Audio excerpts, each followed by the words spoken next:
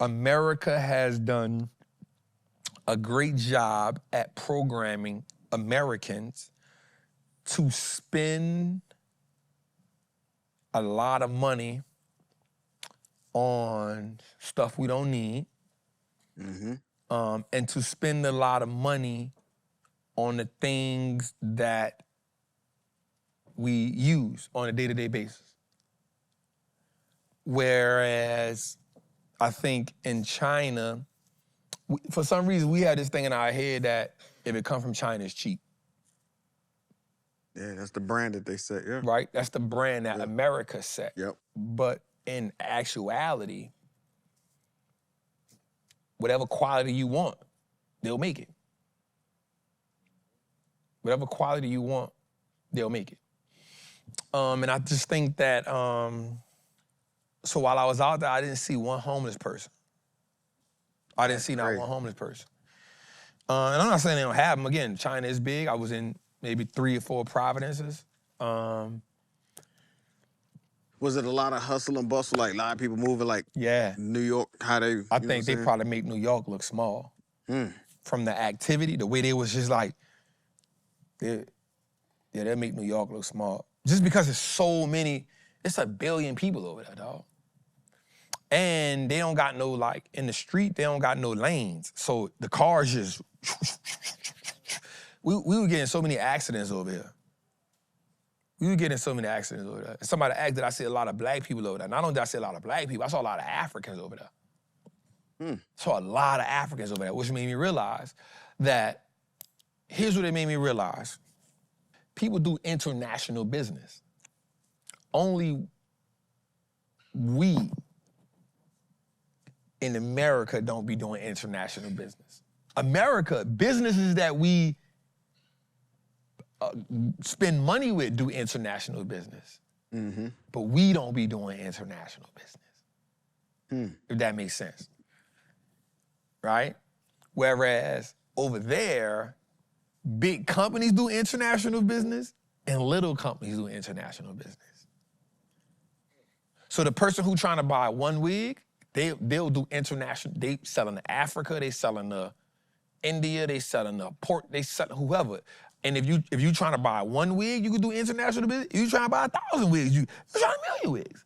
If you trying to buy 1 pair of tennis shoes, you trying to buy 10,000 pair of tennis shoes. They do international business with everybody. With everybody.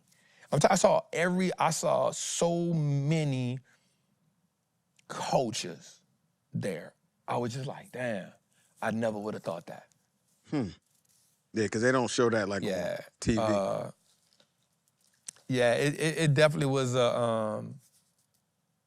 it was an experience, bro. And one of the things that really got me was the lack of violence. So, you know me, I'm looking for it. That's where you come again, we wasn't in the tourist part. So I'm just like looking, I'm asking, I'm talking about it. I'm like, bro, I think the crime rate over there was like 0.7%. Gun violence, almost non-existent. That's the thing that blew me. That's the thing that blew me. Gun violence is almost non-existent. Out there, not even looking over your shoulder, not thinking. Most of the things over there is gonna be with a knife, though. But a gun, almost non-existent. And because one of the people told me, it's because you don't, it was funny when they said this. They said, Chinese people don't want to go to jail in China. That's crazy. You feel me? I was like, okay. They was like, no, I was talking, I was like, man, what the crime like over there? She was like, man, look, Chinese people don't want to go to China. We don't want to go to jail in China. I was like, okay. Okay. They got them nasty prisons. Yeah, I was like, okay. It's like, okay, bet. I was like, okay, I get that. I get that. I was like, okay, that's what it is. It was like, yeah, like, we don't want to go to jail in China. You know what I'm saying? So it was just like, it just was, just violence was just, I mean, it still got crime, but it just got a different kind of crime. You know what I'm saying? I'm not saying that, but it just was, it just was one of those things, man. I just was like, damn, like, and it just started making me think about, it just started making me look at like quality of life. You know, it just started making me looking at like, cause I'm at an age now, I'm at an age where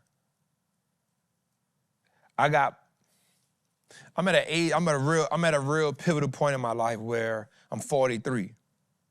So if I get another 43 years, it'll put me at 86, right? Which is, I think the average life in America right now is like 78, something like that. So at this age in my life, quality of life means everything. Yeah, yeah. You know what I'm saying? Like, when you 20, you like, Like, when you get your 40s, you be like, wait, bro, hey.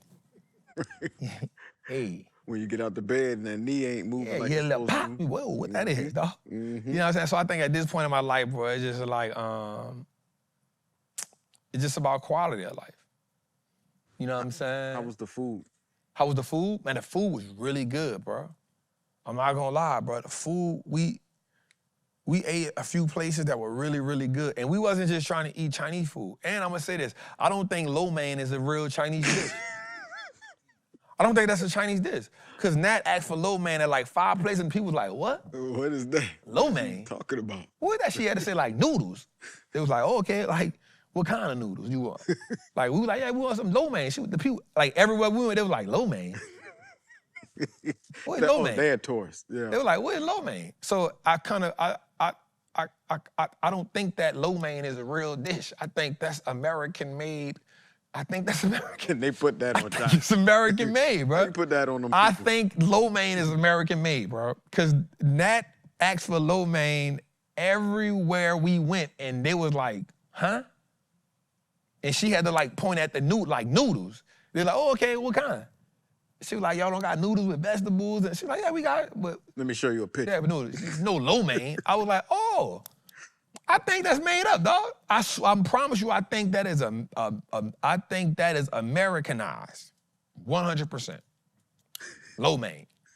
I saw this African guy out there, and I asked him a question, cause he was with his. One thing you see over there is you see people moving around with luggage. Right? With luggage, 2 and 3 luggage, big luggage. And you wondering like, yo, why they got them luggage? Until we had so much stuff, you buy the stuff and you put it in the luggage. So you got the luggage, the people selling luggage everywhere, right? And so I asked this man I said, he was an African, from Africa. And he said, I was asking him how long he been coming to China and doing business, because it just blew my mind to see that many African people, bro.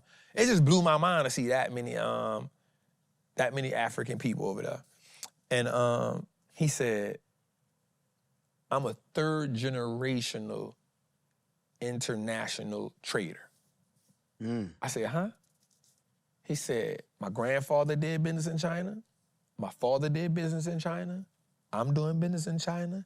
And I'm teaching my son how to do business. His son was like probably like 13, 14. He said, I'm teaching my son how to do business in China. And like, what y'all do? He's like, oh, we buy clothes. We buy clothes here. I was like, why? Bring back to Africa? He's like, yeah, 100%. And you spend more money shipping stuff to America than you do to Africa. Okay. America itself got a tax on it. The brand of America has a tax on it. 100%, bro. Dang. 100%, bro. Like, I think that everybody should, I think that everybody that lives in America should go to Africa and should go to China.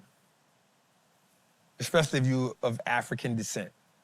If you do business, if you're in China and you wire money while you're in China, you're an American in China doing business. So you gotta abide by the China law.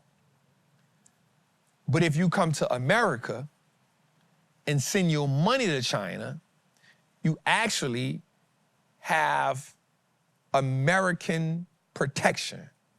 Because you still, even though you did business in China, you did it in American jurisdiction. I learned that. So one of my negotiations that first of all, they negotiate, right? 4-hour negotiation. Don't let it fool you. Part of my no, they do business. Yeah. They understand business. Yeah. And so what happens is you got to not only know business, you got to also start. So now I had to learn international business.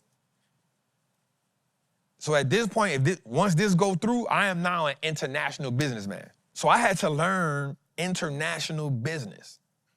And so the negotiation, you gotta think, you're not negotiating just the product. Now you gotta negotiate shipping. You gotta negotiate quality control. You gotta negotiate who ships it, who's responsible for it. There's a thing called DDP and FOB. You gotta negotiate intercoms. You gotta, I'm learning it in the moment. Yeah. I'm like, ooh, I'm not gonna lie. ChatGPT. Chat was clutch.